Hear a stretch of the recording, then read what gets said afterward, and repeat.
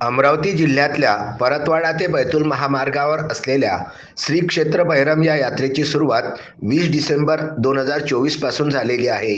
संपूर्ण महाराष्ट्रभरातून हौशे नवशे आणि गौशे भाविक भक्त येथे येऊन श्री बहिरम बाबाचा नवस पूर्ण करतात असे सांगितले जाते.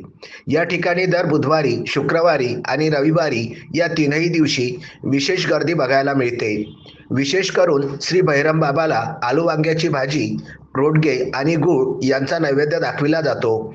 अनेक भाविक भक्त येथे येऊन मांसाहार सुद्धा करतात.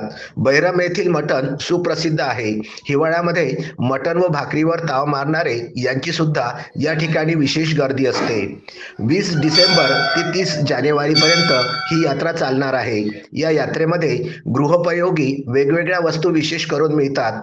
कालाय तस्मै नमः या उक्तीप्रमाणे बहिरम येथील यात्रेमध्ये वेगवेगळ्या गोष्टींचा समावेश होताना दिसत आहे. पूर्वीच्या काळी प्रत्येक घराघरांमध्ये लागणाऱ्या अगदी खलबत्त्यापासून लोखंडी कढई तर महिलांच्या चंची नावाच्या पिशवीपर्यंतच्या वस्तू आणि शेतीसाठी लागणारे सर्व साहित्य जे फक्त यात्रेमध्येच मिळते असे साहित्य येथे मिळत असत.